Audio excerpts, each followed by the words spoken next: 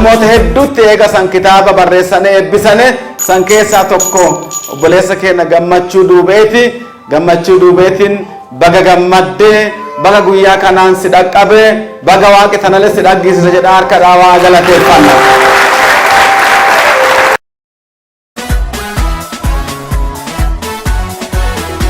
warra namoota gara beekumsaa gara wabeekiisaa gara karaa qulqullummaa akeekiisaa deemi nama qajeelchanu keessaan kitaaba warri barreessu warri barreeffamaan beekumsa waaqi isaanii kenne dhaloota dabarsu warra eebbifamane waan ta'eef obboleessa keenya Gammachuu illee baga gammadde carraa kanas eegata jedha hamilee guddaa kennaaf yeroo tokko. kitaaba kana ammallee duraan itti deebine waa galateeffannee hamilee guddaa waa kana galateeffanna.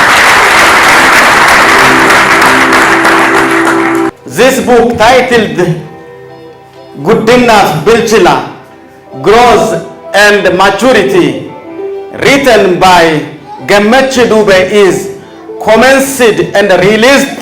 I proclaim it is commencement and releasement in the name of the Father, the Son, and the Holy Spirit.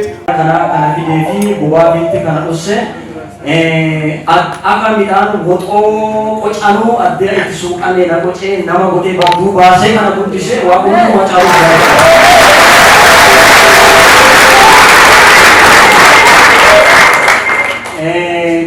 gammachuu jechuun goxoo qubii waaqaa qoce jechuudha.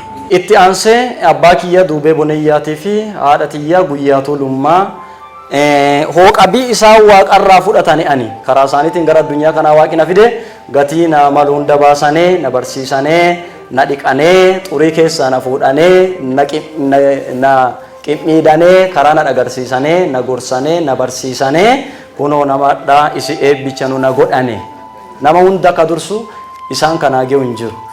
Ulfinna guddaa fi kabajaan guddinni sirriin akeeka sirrii ta'een hojjetamanii gara bilchinnaa dhaqqabuu akka ta'e itti amanee bilchinna jechuun immoo namaan jiraachuurraa gara namaaf jiraachuutti ce'uu akka ta'e itti amanee wanni guddoon biyya lafaa tanarratti waaqi nurraa barbaadu amannee mana waaqaa keessatti bara lakkoofsiisuu kenna qofa adoon ta'in midhaan jireenyaa buusuu akka nuti qabnu waaqi midhaan akka nurraa barbaadu itti amanee kaan ammoo bilchinni umurii irratti hunda'u jechuun bilchinni ka jiru mataa umurii hedduu lakkoofsiise keessa adoon ta'in mataa hojjetamee yookiin mataa yaadota sirriif ilaalcha qulqulluu kennuu fudhachuu irratti isa kanaan hojjetamee jijjiiramaaf if qopheesse keessa akka jiru bilchinni umurii irraa kan jirre itti amanee kitaaba kana barreesse.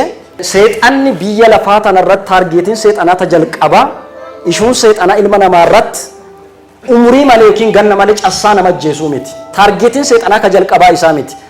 Yaalii kana yoo si dadhabeen duuba sirra godha malee taargeetiin seexanaa inni jalqabaa ganna malee nama ajjeesuu adoon ta'in kaayoo malee nama ajjeesuu.